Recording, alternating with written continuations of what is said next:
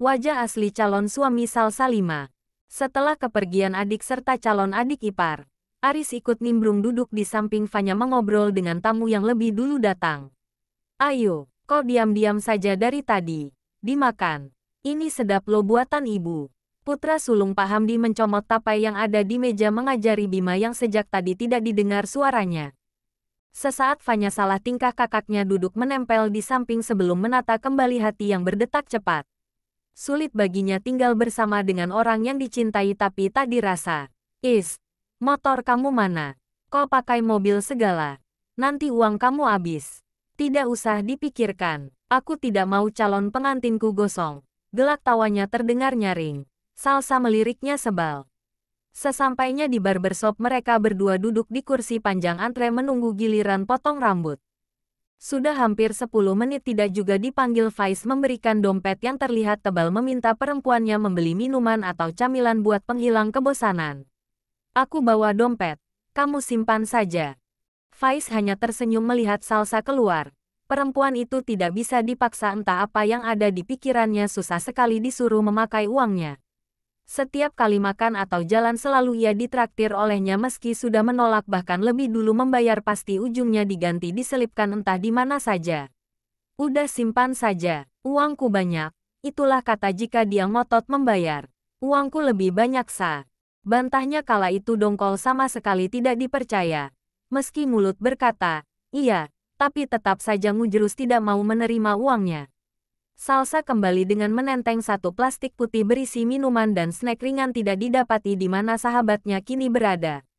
Tidak diambil pusing di antara mereka yang dipotong pasti salah satunya Faiz. Perempuan itu tersedak saat memakan jajan lidi-lidian balado pedas lantas diteguk air yang ada di dalam botol. Sudah ayo, ajak pria asing di depannya. Salsa menatap sekilas pria itu tapi tidak dikenalinya. Diangkat bahunya tidak kenal memakan kembali lidi-lidian tersebut dan tersedak lagi karena terlalu banyak balado yang menempel.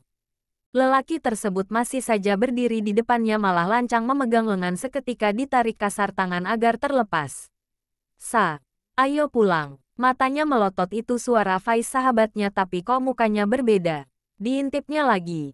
Benar-benar beda dia bukan Faiz. Ini terlalu tampan. Faiz tidak seputih sebersih itu wajahnya aduh ini bukan Faiz. Ada rasa gimana gitu antara salah tingkah, malu, bingung tidak seperti biasa. Salsa akui pria di depannya memang benar-benar tampan tapi masak si dia Faiz sahabatnya. Tidak mungkin, maaf aku tidak kenal Anda. Sergahnya seraya memutar badan. Kamu itu lo ngomong apa? Diketuk kepala sahabatnya yang ngomong mengawur lalu duduk di hadapannya. Sekali lagi Salsa memutar badan seraya meneguk minumnya kembali hingga tandas meski perut sudah terasa penuh menghindari tatapan lelaki di depannya. Kamu kenapa sih? Ditangkap bahu Salsa agar tidak lagi menghindar tapi tubuhnya didorong dan ditinggalkan pergi begitu saja. Mas rambutnya pasang kembali aku tidak suka. Faiz hanya terbengong-bengong mendengar perintah sahabatnya sebelum tersadar untuk segera mengejar. Di sana sudah ada Salsa yang menunggu dengan muka benar-benar ditekuk. Ditekan kunci mobil hingga berbunyi lantas dibukakan pintu depan untuk Salsa mempersilahkan wanitanya masuk. Salsa dengan kesal memasuki mobil. Tidak menyangka temannya itu ternyata sangat tampan jika dirapikan rambutnya bahkan terlalu tampan untuk dijadikan sahabat. Apalagi. Teriaknya frustrasi. Pintu mobil tidak bisa ditutup karena ada kaki yang menahan dengan cepat gadis itu menaruh kepala di dashboard. Belum siap rasanya menerima wajah baru sahabatnya. Terlalu rupawan dan keren. Dia hanya bisa menghembuskan nafas kasar mencoba bersabar menghadapi keabsurdan teman wanitanya. Kok kamu marah sih? Ya mau gimana lagi? Masa kita mau menikah aku gak potong rambut sih? Tanyanya bingung setelah mendaratkan badan di kursi kemudi. Salsa senyum mengembang tapi cuma bertahan beberapa detik setelah berhasil membalikkan badan Salsa yang awalnya menghadap kaca ternyata gadis itu menutup mata sambil memasang muka cemberut. Putri Pak Hamdi membuka sedikit mata mencari masker yang tadi tidak sengaja dilihatnya saat masih hendak berangkat. Pakai. Jangan dilepas. Perintahnya ketus. Dia benaran syok melihat wajah asli teman karibnya. Baru kali ini memandang langsung tanpa ada masker di wajah. Apalagi rambut sudah terpotong rapi benar-benar bikin pangling ia dibuatnya sama sekali tidak bisa mengenali. Meski sudah dekat selama 4 tahun Faiz belum pernah melepas masker di depan Salsa. Saat makan pun hanya ditaruh di bawah dagu selesai langsung dipakai lagi begitu terus dari awal bertemu. Apalagi baru setengah tahun kuliah sudah ada wabah jadi kampus mereka ditutup kuliah pun hanya lewat daring. Baru 1 tahun ini sama pemerintah sudah tidak diwajibkan lagi mematuhi protokol kesehatan meski masih dianjurkan. Walaupun begitu keduanya masih tetap intens komunikasi hingga saat ini. Salsa saja baru beberapa bulan ini tidak memakai masker oleh karena itu ia hanya mengenali sahabatnya dari mata, rambut dan juga gayanya. Untuk wajah dan latar belakang tidak tahu sama sekali, hanya menebak-menebak. Salsa tidak butuh latar belakang sahabatnya maupun fisik yang penting nyaman dan nyambung. 2 itu saja sudah cukup. Sedangkan, Faiz orangnya kalau tidak ditanya tidak ada inisiatif memberitahu. Foto di sosial media dari pertama kenal sampai sekarang ya cuma itu tidak pernah diganti.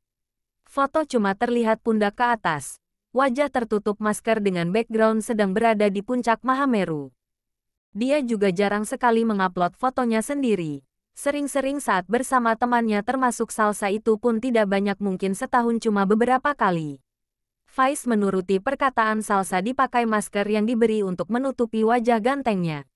Dengan lirikan mata Salsa memastikan sahabatnya itu sudah memakai masker.